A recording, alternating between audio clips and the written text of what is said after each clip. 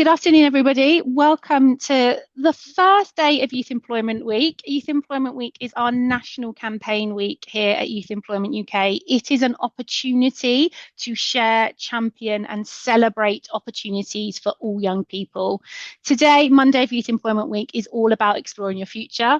Then it seems absolutely a perfect opportunity for us to launch, for the first time ever, a subset of Youth Voice Census data from 2025, which relates to the college experience.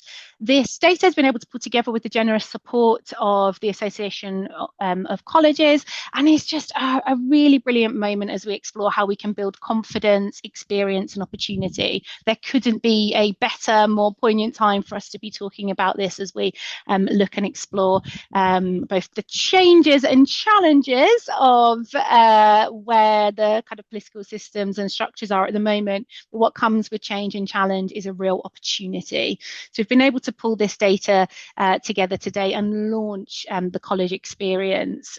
I'm going to talk for the first part, and then I'm going to hand over to the remaining experts in the room. It's so important that we start with what we're here for, what the data tells us, and why this is such an important moment.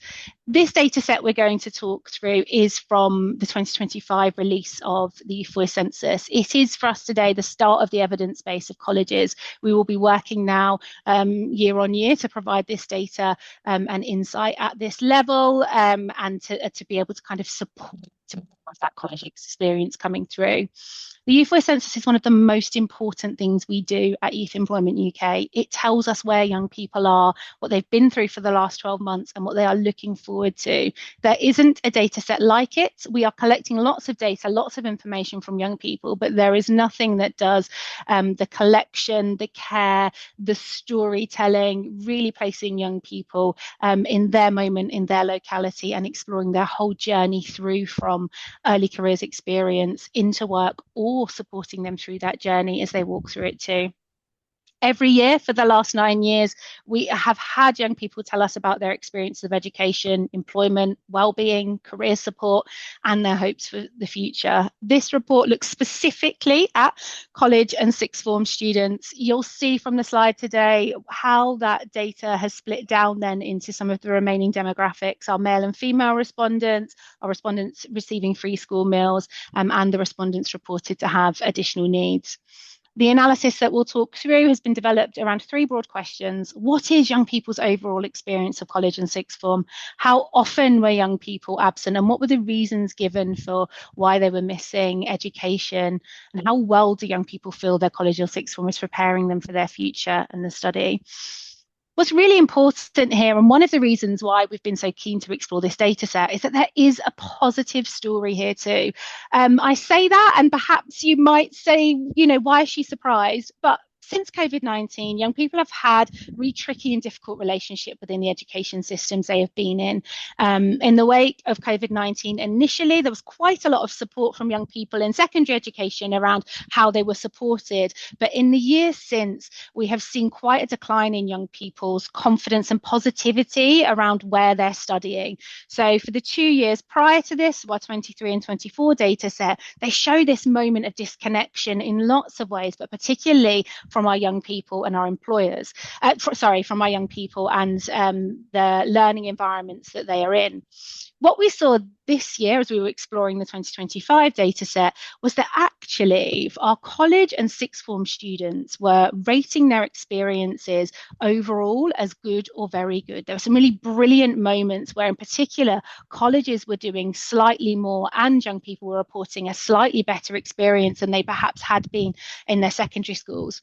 That's the reverse of what we've seen in previous years. And it's sort of the reverse sometimes of what we'd expect to see. As you join a college or perhaps a sixth form, you are one of many. You enter into a new relationship. You haven't been in that learning environment for a long, extended period of time, like perhaps most young people's experience of secondary school. So we had historically seen that some of those relationships perhaps hadn't been as strong. Young people's perceptions of being able to reach out and get support in some of their learning environment wasn't as strong. It really matters that we are starting to see what's positive through this 2025 data set, so we can start to explore why.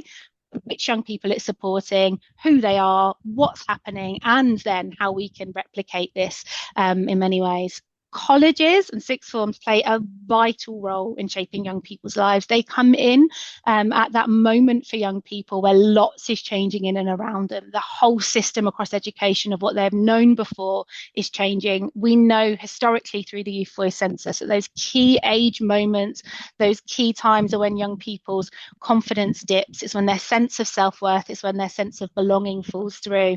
What is really brilliant to see, whilst as we walk through these key findings, what can be a complicated picture and not true for everybody at times, is that what we can see is where colleges are getting it right is that these places of learning are also places of support, identity, confidence building, and progression. The key findings we're going to talk to you today are going to speak to that. We're going to walk through how colleges are providing a positive and valued experience for many young people. Whilst there is that positive experience, it isn't felt equally by all students, particularly those with additional needs in those systems. Absence is a signal of wider pressure within young people's lives. Absence isn't always that the experience at college isn't good. It is often due to wider factors that young people aren't getting support for. Career support and employer engagement are central to young people's confidence and progression, and that work experience matters.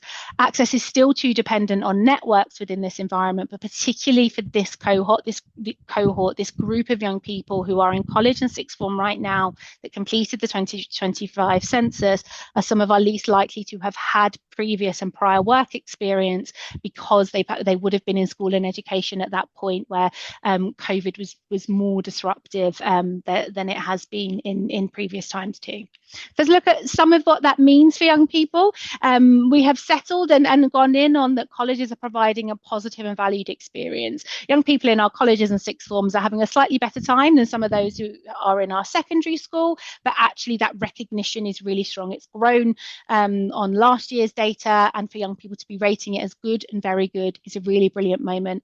Also, too, is the fact that very few young people rate their experiences bad and very bad. What we know from the Youth Voice Census is young people tend to come in strong, very good, very bad. Actually, this moment we have with young people in our colleges and sixth forms, so few experiences are bad. That's a really brilliant moment. Alongside that, young people told us what was good. So nearly 3/4 of respondents described their overall experience as good, but actually they're also describing the quality of teaching as good. They are positive about the quality of their course and the curriculum content within it, and they describe the choice and subjects available to them as good and very good too. What we know across the sector and across the systems, that these are really important things: the quality of teaching, the quality of curriculum, and the choice of subjects young people have. Young people are holding that highly and seeing that value in those experiences. For the most part, experience is good. What we know, though, is that that positive experience is not felt equally by all students. 1 in 5 said they found the move towards more independent learning challenging. For this group, for this cohort of young people who were currently within colleges and sixth form, had seen quite a lot of change and friction within their secondary school education years, as they moved more into independent learning and having to take, I suppose, more accountability for themselves, their actions, getting themselves to and from their learning environments was quite a challenge. And as a result of that, just over a quarter said they found the curriculum challenging. The young people who find it most challenging are our young students with additional needs. A lot of them described in particular the size and environment as being difficult. They perhaps hadn't been in such large environments or haven't had to move between so many different buildings, different places, different teachers in all of those moments. We saw too some change in how young people with free school meals were experiencing their time, although not quite as much in those moments as young people with additional needs as they come through. We heard from young people in the Youth Voice Census, and we asked them how many days they had missed from school, and we asked them the reasons why they were missing it. For lots of young people who were in secondary school and for lots of young people who were within those wider, earlier careers environments, health and well-being were always the biggest factor taking place here. But actually motivation was a really big factor for those in secondary school who were missing out.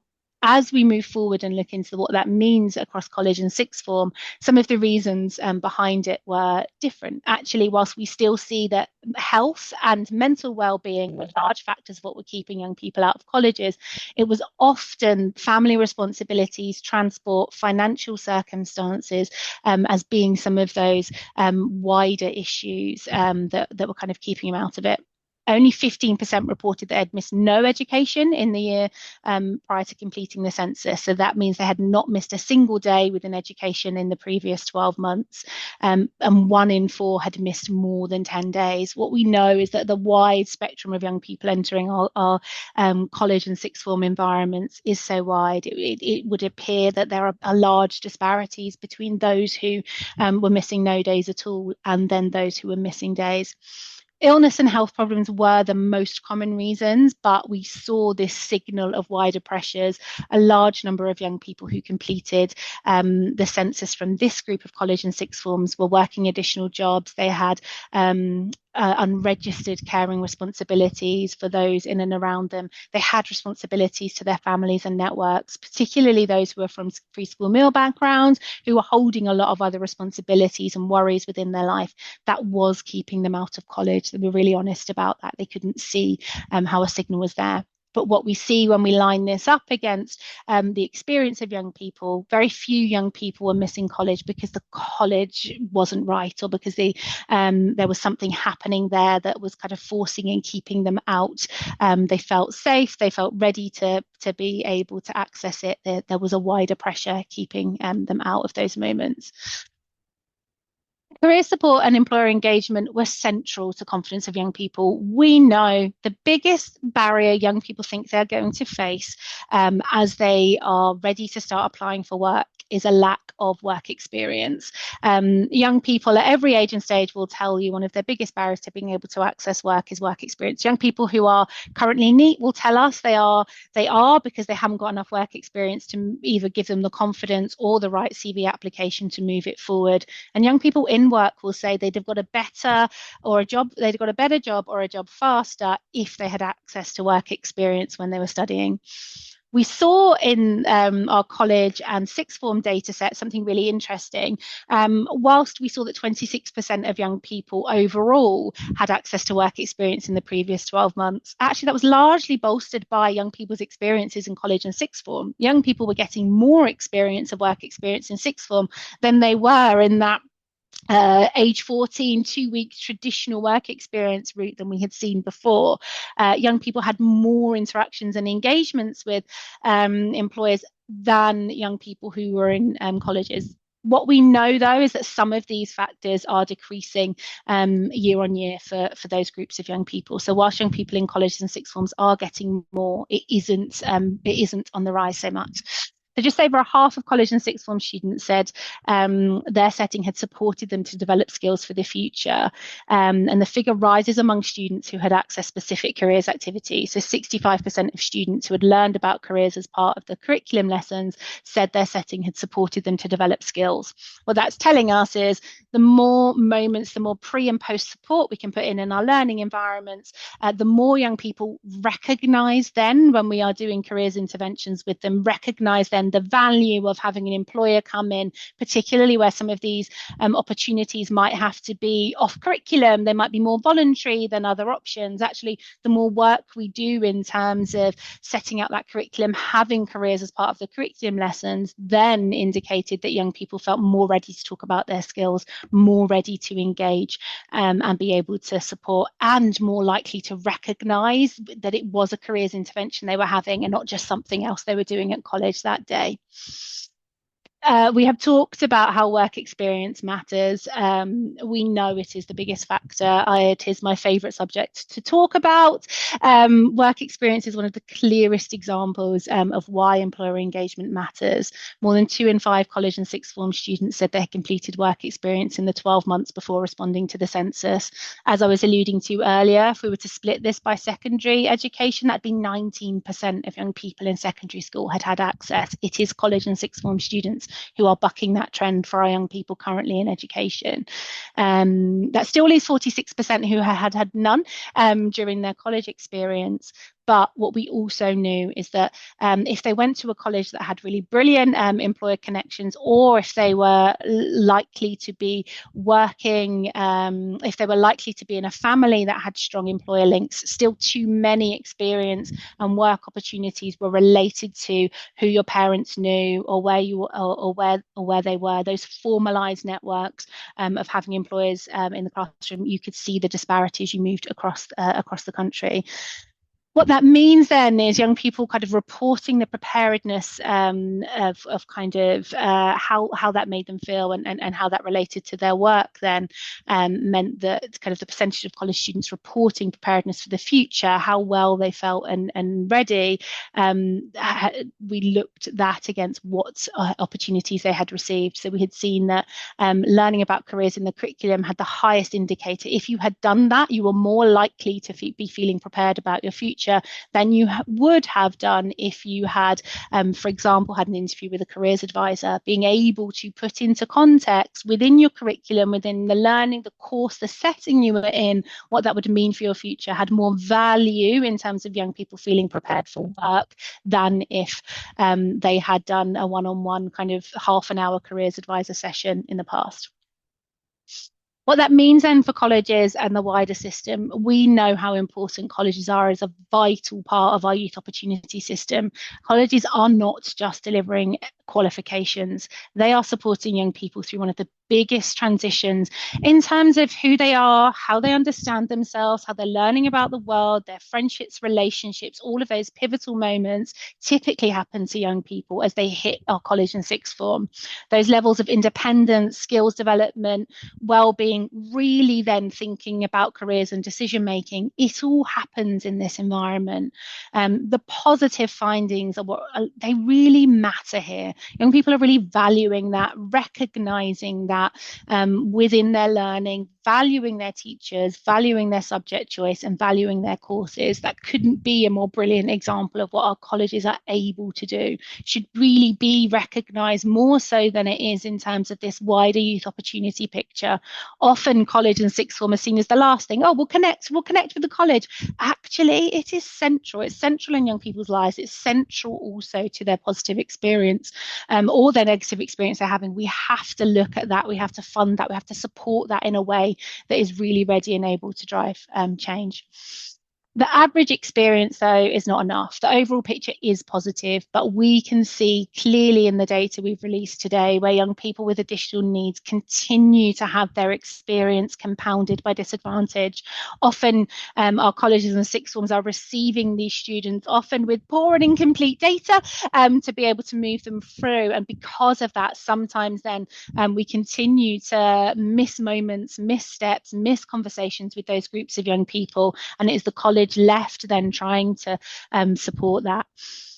It means we have to be careful when we're looking at this. We have to be careful with what we mean by a good college system. It has to work for your average student, and average in all of those ways that we know that our cohorts of young people are not averaged. It has to really be able to look at how an average student could move through, but also those young people who are facing disadvantage and those more advantaged, what they may have missed or may be able to bring to the conversation and equation along the way. We look to that additional needs support in further education requires greater attention.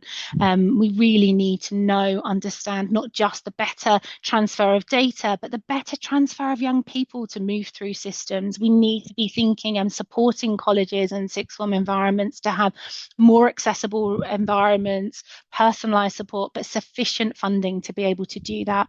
We are working through rising rates of EHCP support from primary through to secondary. It is landing in our colleges in this moment of kind of bubbles, like wider bubbles and kind of age bands and cohorts. We are expecting colleges to pick up a lot of the gaps of what might have been missed across systems. Right investment and the capacity to support that investment is really, really vital. What young people would also want us to make really clear today is that careers education and employer engagement has to be resourced and rebuilt within those systems. We are asking these environments to do so much more than they have ever done before, pastorally, supportively, and our colleges do, for the most part, step in and do that because they care about these groups of young people. But we have to really fund career support and the career engagement. It is one of the biggest barriers young people will tell us they have. It's locking them out of opportunity, but also there's always been the adage of if you can't see it, you can't be it. I don't believe that's true anymore. Young people can see more jobs than they've ever done before, and some of that problem is they can see these people doing these jobs on TikTok and other places and spaces where they'll see all of this moment and they think they can see what work really looks like, but they feel so far away from it. Actually, they aren't connecting to enough employers. They aren't connected enough to the local labour market, really understanding what it's like to work. They can't see people like them in work and doing their job if they're only engaging with opportunities. Young people can see more opportunities than they ever have. They just can't see themselves in them. It's that employer coming in and talking about their work that closes the gap. It's that employer coming in from their local area that really brings that to life for those groups of young people. That work experience point then has to be fairer for all groups. We can rethink it, we can bring in and understand more about EqualX, offering high quality work experience opportunities that don't have to be 2 traditional weeks. We can rethink some of that, and our employers here on the call today will help us do that as we move through. None of this is possible without proper investment and proper partnership. There are some things, yes, we can all do to make these experiences better, but investment and partnership is what really is going to drive the equation forward. There is only so much more we can expect any of our learning environments to do if we are not going to fund it and support it at a rate that needs to be worked through. So on that note, I'm going to take off the main slides. I'm going to invite Kath to share some of her thoughts and the AOC's thinking on this report. Thanks ever so much, Lauren. Hello, everybody. Great to be with you this afternoon. The first thing to say is that at the Association of Colleges, we're a membership organisation. For those of you who don't know us, we represent around 95% of colleges in England. That's all shapes and sizes of colleges. And we're delighted to be working with Youth Employment UK. The census has such an important role to play in helping us all. And I think going back to that last point that you made, Lauren, none of us can do this on our own. It's about us all centering on the voice of young people and what matters to them. It's only by listening to this feedback that we can work together. And again, I emphasize that importance of working together. Colleges can't do this alone. And by doing that together, we can improve the student experience. And of course, it's really timely. This particular report, and also we've got the 2026 Youth Voice Census. Well, we'll be getting those results quite soon. Very timely because we're in the context of the Milburn Review, looking at 1 million young people who are not in employment, education and training, and things have clearly got to change. I'd like to focus on 2 points from the report, and they're both about transition in and transition out. So on transition in, one of the biggest challenges that perhaps colleges face is that they just don't get the timely information about every young person. They might get those education, health and care plans, but they don't get information about the wider young people who don't have an education, health and care plan, but do have additional needs. And just to contextualize it, I think it's important to remember that actually more young people transfer out of school than stay in school post 16. So it's really important that in order to support those young people from day one, and when I mean day one, from when they first come in. So when you're meeting them at an open event or they're coming in for interview, not just when the first day when they start in class, that's also important. Sadly, we sometimes don't get the information until things have started to unravel. So I suppose that's the first thing I'd want to highlight. We don't have a national transition system. We do have something called the education record coming in, which will help in terms of some of that transfer of information from school to college, but it's quite limited. It doesn't give you the information on attendance, for example. So you are starting from scratch sometimes in college. And then the second point is transition out. And this is where we start thinking about how we best support our young people as they move on from college into work, into HE, into higher level apprenticeships. And that's where employers come in, I think, so importantly. So we've seen how valuable the work experience, employer engagement is for our young people.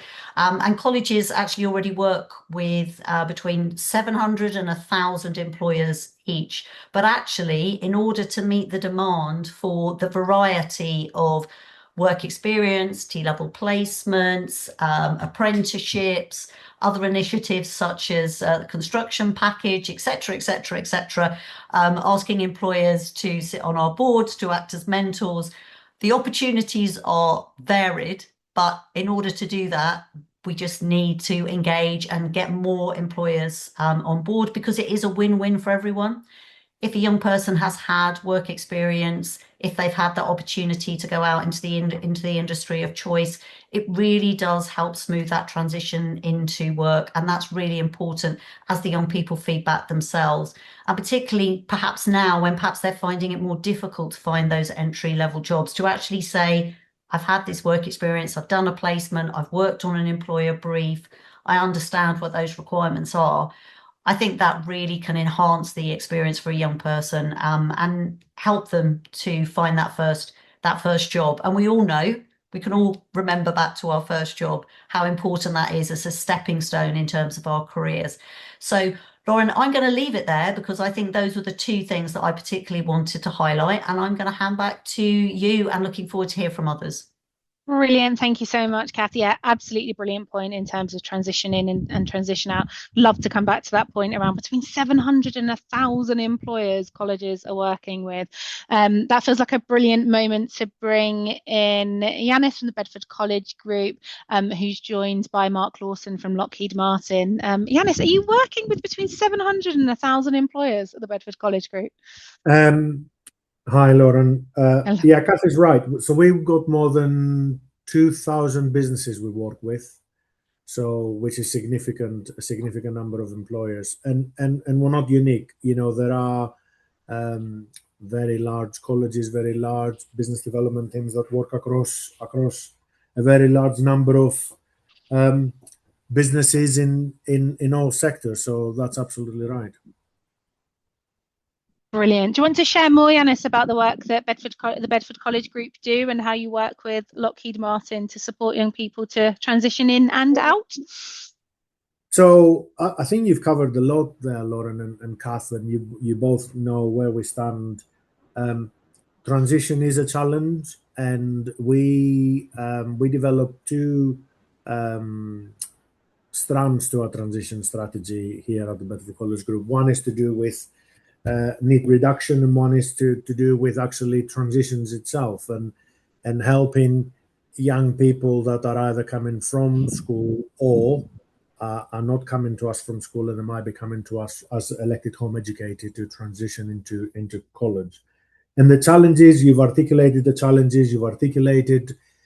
how these people feel and look, and what they want from us, and the support they want from us. And it isn't always about attainment. It isn't always about GCSEs. It isn't always about that experience. It's the wider experience. So as we offer those individual diets to individual students, because it is about inclusion at the end of the day, and creating a space that people can be themselves, we need partners. We need partners to work together. We need businesses to work together. And you know, we are really lucky and blessed to work alongside Lockheed Martin, and they are a local business. And they've been a local business for a number of years. And the challenge we find is we recognize that businesses are in the business of business. And it's really hard for us to say, it takes a village. We need to fix some attainment issues. We need to fix some societal issues. Can you please join us in helping us working with young people that are confused, or need a bit of help, need a bit of support, need a bit of social capital that they might not otherwise have, or a bit of cultural capital, and how we expose them to you and you to them funny that there is a two-way education piece this, to ensure that we can work together and we can fix this big problem that we see in society that really we're all passionate about. And I have to say, there are some businesses like Lockheed that actually think ahead and think about, and it doesn't have to be even linked to aging workforce. It doesn't have to be the output is that, but actually it could be as simple as, what's the cost of recruitment? What's the cost of retention? Wouldn't it be great if we work with young people and got them to see us for who we really are, as opposed to just recruit for vacancies? But a lot of businesses don't think like that. And I said, and I'm not criticizing, it's genuinely because we understand they're in the business of business. We call them employers, but they're not in the business to employ people. They're in the business of being businesses, yes? So they're in the business of making money. They're in the business of adding shareholder value. And actually, it's a challenge of productivity, because what we're asking them to do is to, A, become less productive by allocating time to help people, and B, to take on less productive young people that are not ready, and it's fine, and support them to helping them becoming ready. So we work with a lot of businesses. One of them is Lockheed, and I can pass over to Mark now to talk about more specifically about the examples that we work with them. And it's a variety. It's a spectrum, because you don't want to work with a business just for one example. You need to work across the spectrum. So unless, Lauren, you have any questions, I'm happy to pass over to Mark, who will give the specificity of what I'm describing. Let's hear from Mark, and then we're going to open up for questions all at the end. Thank you so much, Yanis. Yeah, thanks for that, Yanis. Hopefully you can hear me, because I was having some connection issues earlier.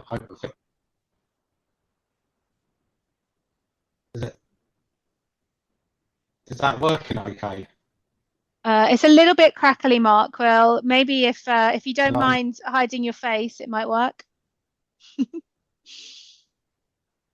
I can turn the camera off. I think that's obviously better. Not pretty enough for the webinar. Oh, not true. Not true. We won't say it's not personal. I promise. Okay. Please. But yes, much clearer, Mark. So I'd just like to give a little bit of context there as well to what Yanis said. Obviously, we're going through a bit of growth at the moment, and we've got an ideal target of having 10% early careers within our workforce, and we're pretty well on target with that. Engineering itself is going to be 10% come September when we're taking our latest cohorts.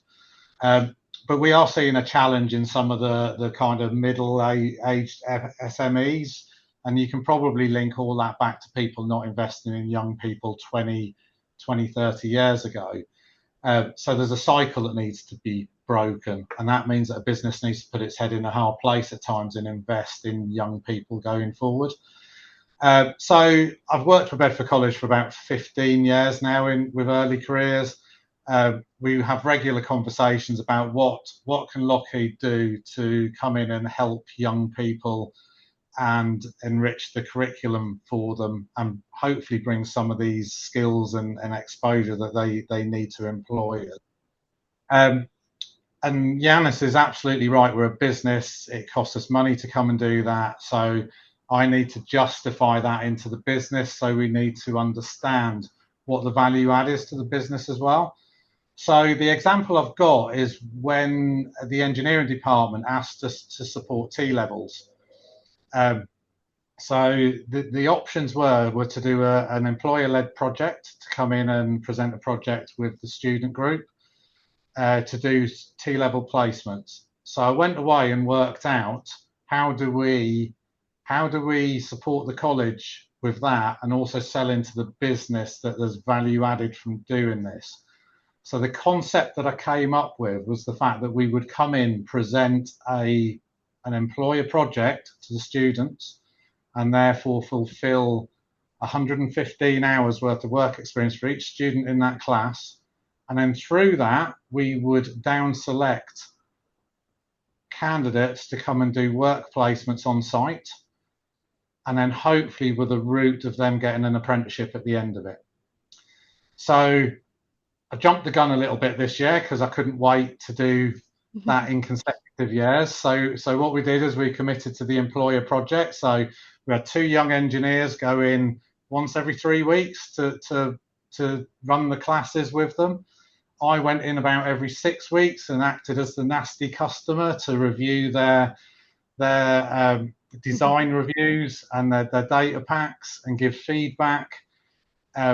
So we did that, and we've done that over a 6-month period with the college. And at the same time, we went into what were going to be the second year T levels, and we did some chats with them. So no CVs, just sat them down, had a chat, picked people based on them being people, and then coming across well in a little group chat. So we took in 2 T-level placements on day release from September through to March. They got given an AI rover project to do, got to experience different parts of the company, going in safety, quality, even security, and walking the fences to see what our security guards do on a daily basis. The 2 T-levels that were on site, just through that experience, their confidence and ability to perform within a business grew massively. And we got them to do presentations on their projects. We interviewed them, and we've given them an apprenticeship each, the 2 of them. So we're employing 4 apprentices, 2 of them are T levels. We went back into the college with a project, and we asked who wanted to come and do T level placements next year with us. Out of the 30 in the class, I think 28 hands went up. So, but what we managed to do was, through seeing all of their presentations throughout the year and the way they conducted themselves and the way they showed up and the way they took feedback on, we down selected, it ended up 3 students to come and do T-level placements with us next year. So that is kind of the example that I've got as an employer of how you can go in, you can give work experience to a large group of students. We stayed behind, they asked us questions, they got constructive feedback, they saw what it was like to live a design life cycle with an employer without actually having to come on site. So it reached a broad group, and then we managed to narrow that down to a couple of students, and then it showed the pipeline. You can go from project through to apprenticeship. What a brilliant experience, and a great thing to go through. Thank you so much, Mark, for sharing that. We've got one more employer to hear from, and then we will hopefully have to sit 10 minutes for questions at the end. I've got 15 at least to ask, so we'll have to whittle them down. If you do have something you want to know deeply, put it in the chat, and we'll make sure we come to it. But Michael, would love to hear your experience, particularly as an SME, but would love to hear the experience that you have had and how you have worked with colleges within the Cambridgeshire and Peterborough area. Yep. So just to start off with, we're Milford Auto Parts. We're a company in Peterborough, and we sell to the trade and the public, so retail. We've been in Peterborough for 40 years. Okay. We were in a small site before, but we moved into our purpose-built building, which is much bigger than what we had before. And that's when we decided to take on work experience for schools and colleges then. So we work with, I would say, most of the schools in Peterborough, nearly all of them, to do the 2 weeks work experience that they do, or 1 week. And then we work with 3 colleges in the local area. So not just work experience, but we actually take our suppliers there as well. So we have over probably 50 suppliers that we deal with, all making car parts, all filters, brake pads and things like that. And we take them to the students who are learning the mechanics side of it. We take them into there, and they actually get a session with those suppliers. So they get to meet a professional as well doing their job. They'll stay there for an hour session each time, and they'll probably do 3 or 4 sessions at a time at the college. And we do that at all 3 colleges, basically, not just one. We also do trade fairs at the colleges as well. So the suppliers will come, set up a stall, and they'll be there all day doing trade fairs just for the college, just for the students to go and have a look at.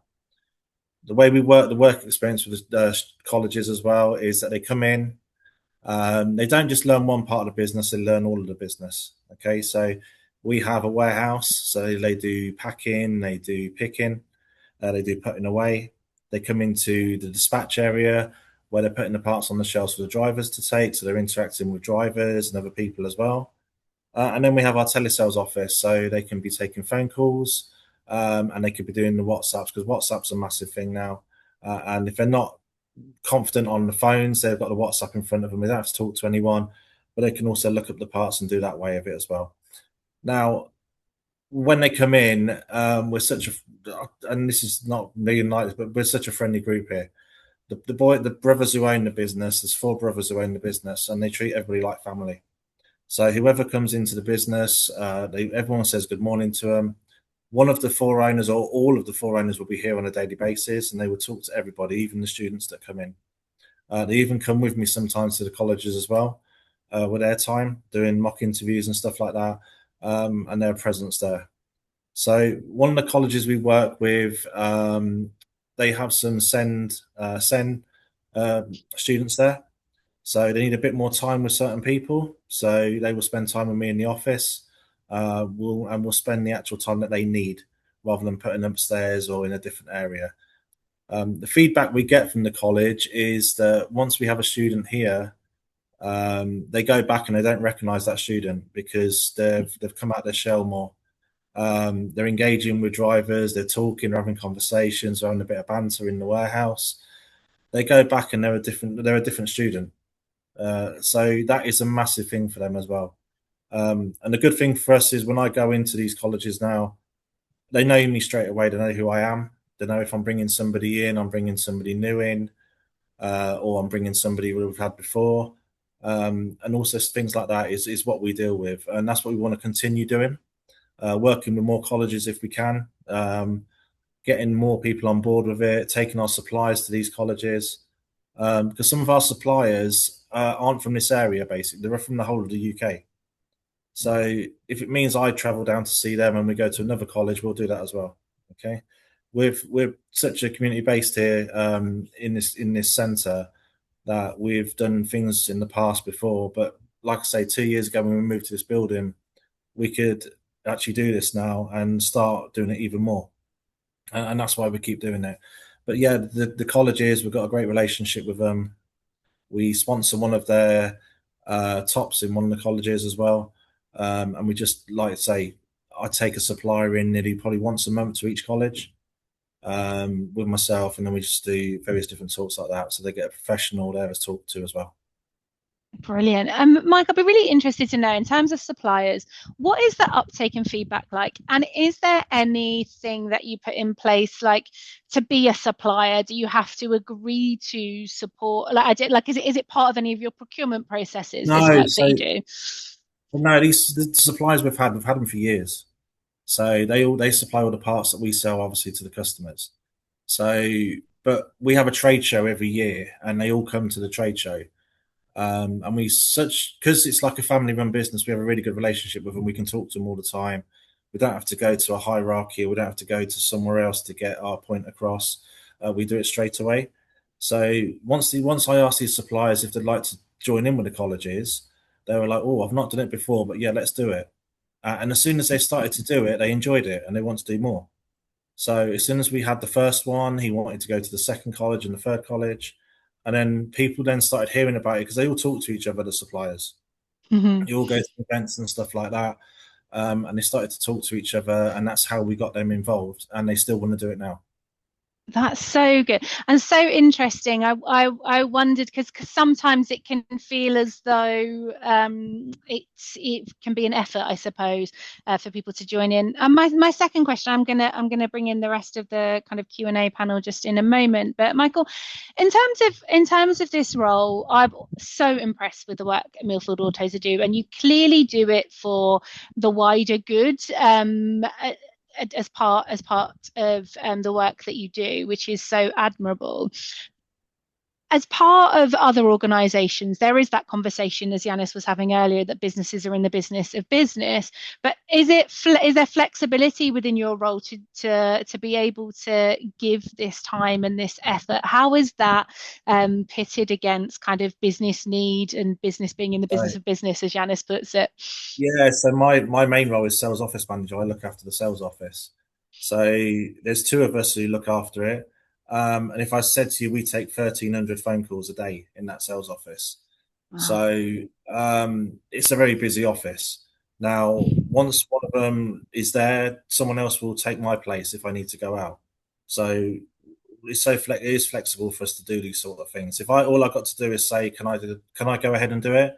Yes. Now, when I started to join you guys and when I started to do more things with the colleges, I said to one of the owners, do you want me to stop? Do you want me to like slow down, or do you want me to carry on? And he said, no, carry on and take it as far as you want. Okay, so that's what I've been doing. So yeah, they gave me the flexibility to do it, and they just let me roll with it now. Oh, amazing. So good. Yanis, I've got a question for you. What we know from the Youth Voice Census data set, what we know from some of the work we did with Gatsby last year, is that one of the biggest indicators that young people will value and recognise work experience or any careers engagement is the pre and post support.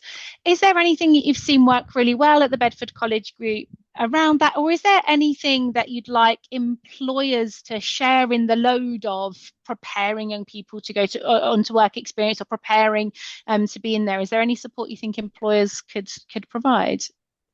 I think the most important thing that we need to know pre the work placement, and we're using work placement to cover everything now, work related type learning, is to know the employer, to know what they're after, to know the extent to which they will be able to support the learners, because it's about managing expectations both for the employer and the young person. So I don't have a list of what we need, but what we need is time.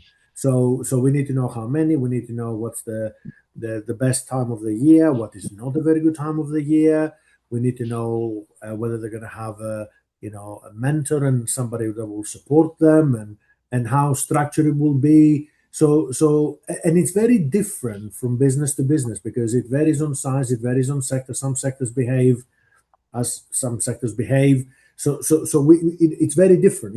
Engineering, high-tech engineering, if you're talking about Lockheed Martin, very different to construction, very different to another sector.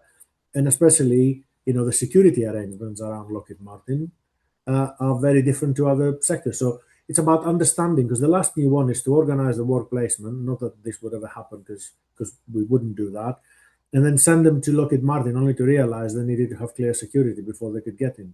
So, and then suddenly we're only reinforcing a message of that young person that this is not for me. That's another barrier that is put in front of me. So what we need is time, what we need is clarity, what we need is managing expectations, and really working closely. And as Lockheed Martin will evidence is that repeat working every year, and we get to know each other, and by getting to know each other, they get to know our students, they get to know who we would like to put before them. In terms of after, is actually what are the next steps? So was that work experience just to give you some confidence? Was it to give you something pre your course? Was it to give you a taster of what your more formal work experience is going to look like, which might be part of your course, and then you can actually see whether you can get a job with that employer? So the routes afterwards vary by level, by subject, by area, by employer. Okay, fab. Thank you. And maybe, if you don't mind, Janice, Michael gives a really good kind of description and example of what it's like to work across the Cambridge Peterborough Combined Authority, 3 colleges. Is there any advice or support for some of those smaller employers out there? How would they reach out? What sort of support is on offer from somewhere like the Bedford College Group? If I'm an SME in Kempston in Bedfordshire, what can I kind of expect? What's the best way for me to reach out to you to get students in, or someone in your team? Given that you know Kempston very well, so it's really difficult, and Kath would know. Kath would guess exactly what I'm about to say. Colleges and generally providers, not just colleges, ITPs, we don't get funded for employer engagement. Our employer engagement activity has to come out of program funding. It has to come out of, we need to create that capacity and capability within the organization. The challenge is that that's relative to the size of the organization. So the bigger you are, the more you might be able to create that capacity. So it's really difficult. and in a way, not very inclusive from an employer perspective, because if you had a choice between talking to a business that has 400 employees or a business that has 5, which one do you think we would go and talk to, Lauren? Because which one would be the one that would be able to absorb, not just in numbers, but also in capability, capacity, systems, absorb some trainees or some work experience. So we tend to go to the medium to large. Yeah. Whereas your micro SME is really difficult for us to engage, because if they take one, it'll be one taking one, or a small business taking one. And given the fact that we need to stretch the pound as far as we can possibly can, because employer engagement isn't funded, you go to the medium to large businesses. So which then actually asks the question, should mayoral combined authorities or strategic authorities be playing a role? Again, how many people can they put forward to create, every region, in every region I've worked, there's always a discussion about, let's create a hub. What's a hub? Well, it's to signpost people. Well, unless people know there is a hub, they wouldn't go to the hub to be signposted. But if they know where the hub is, why don't they know where the college is? So you're in that circular argument that says, do we take it to market, or do we expect the market to come to us? I think it's both. And actually, expecting the market to come to us isn't necessarily a preserve of the micro SMEs. We've got large businesses that don't come to talk to colleges, and we have to go and talk to them. And I'm sure Kath would have huge examples from AOC about where that is the case. So it's really, really, really difficult. I wish we had the resource to go and knock on everybody's door and say, come in, let us talk to you about what we can do. But you're talking about size of businesses that wouldn't have an HR department like Lockheed Martin has. They wouldn't have the processes that will enable us then to say that they're going into a safe business. We need to do the safety checks. We need to do all the things we need to do, because we need to keep, young people and children, in the definition as we know it very well, safe. So you're coming up against some barriers that exist because they exist. Yeah, absolutely. And for any small business on the call, don't worry, we're going to do some brilliant case studies with Michael and the team at Millfield Autos to make sure, even as a small business, you can reach out to someone like Yanis and have an offer ready. There is a kind of a conversation within the chat too around well-being. We know in terms of the support and pastoral care that our colleges are doing. Kath, I'm sure you'll have some examples to say around what, like the overload across the college groups in terms of being able to support that. I think I've heard recently, Yanis, as well, around some of the kind of the confidence of young people and anxiety, and sometimes parents being quite anxious about letting their young people out in terms of work experience and opportunities too. But would be keen on kind of all of your kind of closing thoughts on that. I do think just to give you some warning, we're gonna close on kind of the advice, the experience, the support you would be able to share about well-being.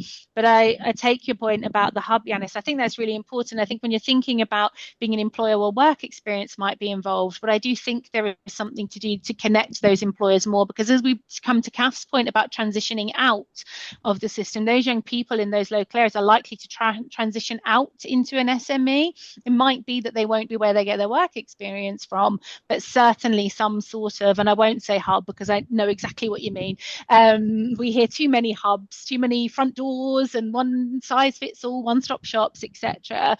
There are too many examples of those coming out. But if we're going to utilize those medium-sized employers to do the work experience, where then do young people get to understand about SMEs and what it might be like to work in one? So, but we'll have a think and we'll have a play about that. But Kath, have you got anything to say about kind of the overload of well-being across the Association of Colleges, the colleges that you support? Yeah, Lauren. So it's a growing challenge for young people, the mental health, pastoral commitment, increasing numbers of young people with special educational needs as well. But to reassure any employer on the call, and can I just say, Michael and Mark, you're doing great jobs. Please keep it up. And we'd love to see more employers doing that type of work, and we know that there are, so that's brilliant. But I think if you are a little bit concerned, going back to what Yanis said, colleges will do everything they can to prepare the young people. So it's all in the preparation. So some young people will be confident. They may have already have a part-time job somewhere, and going into a work placement is second nature to them. For some young people, it's going to take a little bit more effort.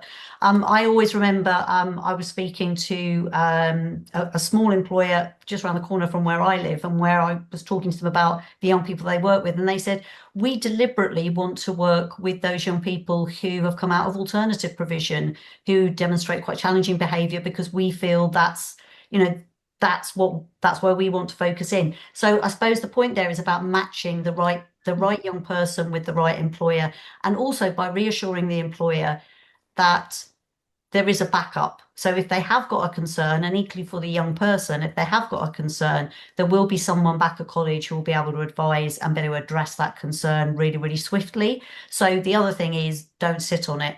If you've got a concern, address it, because that will make sure that the young person gets a positive experience, but so does the employer and all their employees. Brilliant, thanks, Kath. Michael, would you have anything to share about kind of well-being and any issues you might have seen, conversations you've had with the local colleges you work with? Yeah, we just basically we see people as people. We don't look at their grades or anything like that first. We meet them before we take them on work experience. Like I say, I go in there and know most of them anyway. And we see them as people. We don't just look at anything else. So we see if they're going to fit in with us and if they're going to enjoy it, and we make sure they do. And I'm always there as the point of call as well, to look after them. And I've always got like you say, the college, when Kath said the college are there as well as your backup. I've got a great backup team there at the colleges as well that I can speak to straight away. All I would say to businesses is the way we started this was going to job fairs, going to careers fairs, at schools. I don't think enough businesses go to these careers fairs, especially the local ones. My eyes opened up when I went to one once, and there was a few colleges there and universities and stuff, and probably one or two businesses. But it just takes half a day just to go to one.